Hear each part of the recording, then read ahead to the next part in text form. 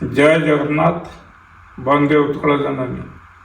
बंधुगण, आपण मैंने जानती मु गोटे मास फैमिली वेकेशन रे नेदरलैंड आसी एवं नेदरलैंड रे मोर झील जो रोची से आपन को वीडियो जारी करुच्ची। नेदरलैंड बहुत एक सुंदर प्रोविंस, तार विभिन्न जगह इतिमध्य आम विभिन्न सहर इतिमध्य आम बुलिक देखि सारी गुड़ाए सी बीच गुड़ाए सहर और सबुठ मुख्य है तार आमस्टरडाम सेंट्रल रेलवे स्टेशन रू आपण बाहरिक जदि पूरा सहरटा बुलिबे ताहले दिल्ली बॉम्बे भली बड़ सहर ठू भी आमर या आहरी सुंदर सहर को गांधे जाम जगार आम रोचु ताहा सेंट्रल रेलवे स्टेशन ठारू आमस्टरडाम रेलवे स्टेशन ठारू प्राय 20-25 मिनट रास्ता। प्रति मुहूर्त प्रति 2 मिनट थरे एठू ट्रेन चलुची, मेट्रो ट्रेन जो थे आपण खुशी यातायात करें। बस चलुची। लोक संख्या एते भारत भली अधिका नथिले मध्य प्राय 10 लाख ऊर्ध लोक ये अंचल बसवास करछंती। जोठी ओडिशा रे हमर 4.5 कोटी लोक बसवास करछंती। विभिन्न सहर रे मिसेले कोटी 12 लाख, कोटी 13 लाख, कोटी 4 लाख, किंतु इठी ओडिशार गोटे सहर भली नेदरलैंड रे प्राय 15-20 लाख लोक टोटाल बसवास करथिबे एवं तार बड़ सहर मानक टिके बेसी लोक बसवास करछन, छोट सहर मानक खूब कम लोक बसवास करछंती। वर्ल्ड रो जो सुंदर विलेज सब रही ता मध्य नेदरलैंड रो मध्य गोटे सुंदर विलेज रही जोटि की बोटिंग फैसिलिटीज अच्छी।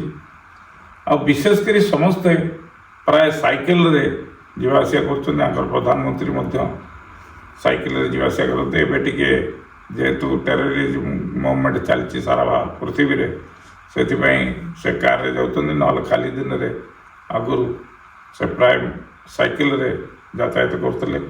इतिमध्य आम प्रधानमंत्री नरेंद्र मोदी नेदरलैंड गस्त कर फेरी। जितेबाला से नेदरलैंड आसते आमर इंडियन मैंने एटी भेटी, किंतु सही समय आम आमर एक पाख सहर जर्मान बार्सिलोना एवं स्पेन आदि आम गस्त करूँ। से समय नरेंद्र मोदी एठिक आसते।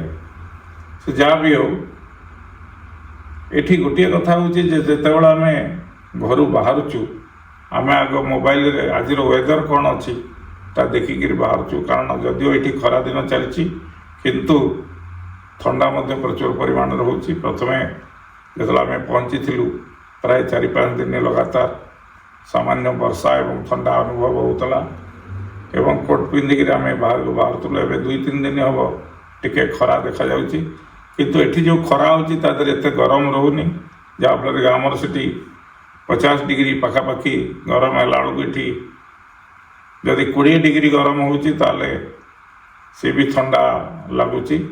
कहीं 20 डिग्री गरम हेले एक्चुअल सेटा प्राय 16-17 डिग्री के आसी एवं ठंडा सदा रोचे। संध्या बेले जो पवन बहुची से पवन रे आपणकर मन मुग्ध पवन आसूची।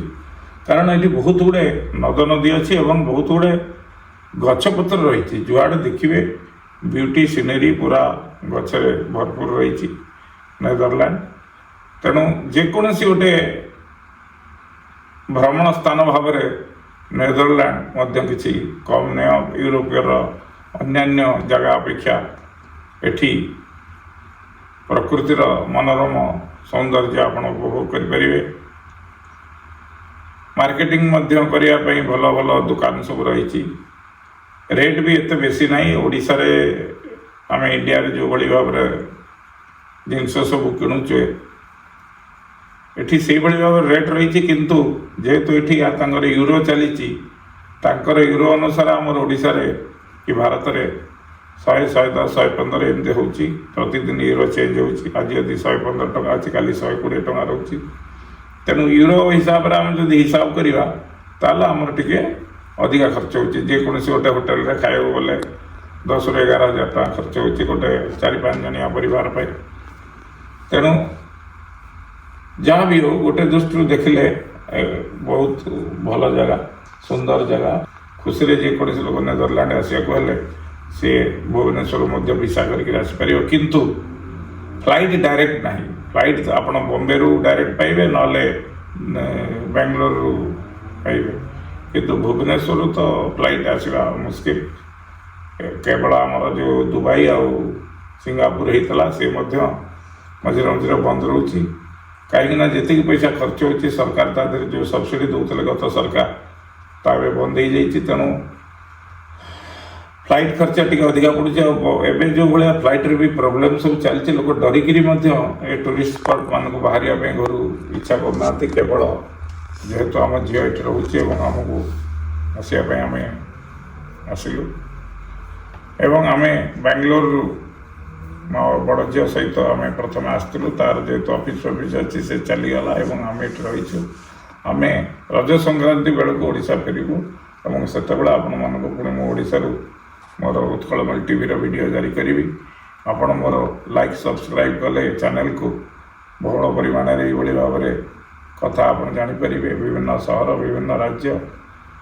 କାହିଁକିନା ମୁଁ ପୃଥିବୀର ପ୍ରାୟ ବିଭିନ୍ନ ଦେଶ, ବିଭିନ୍ନ କଣ୍ଟ୍ରି ଗସ୍ତ କରିଛି ଏବଂ ବିଶେଷ କରିକିରି Munich, Switzerland, Italy, Paris, Venice ଏସବୁ ସହର ଆଗରୁ ମୁଁ ଗସ୍ତ କରିସାରିଥିଲି। ଏବେ ମଧ୍ୟ ଅନେକ ଗୁଡ଼ିଏ ସହର ଗସ୍ତ କରୁଛି। ଆଗାମୀ ଦିନରେ ମଧ୍ୟ ଅଧିକରୁ ଅଧିକ ପୃଥିବୀର ଆଶ୍ଚର୍ଯ୍ୟଜନକ ସହର ସବୁ ବୁଲିବାର କାର୍ଯ୍ୟକ୍ରମ ମୋର ରହିଛି ଏବଂ ତାହାର ବିବରଣୀ ମଧ୍ୟ ମୁଁ ଆପଣଙ୍କୁ ଦେଇପାରିବି।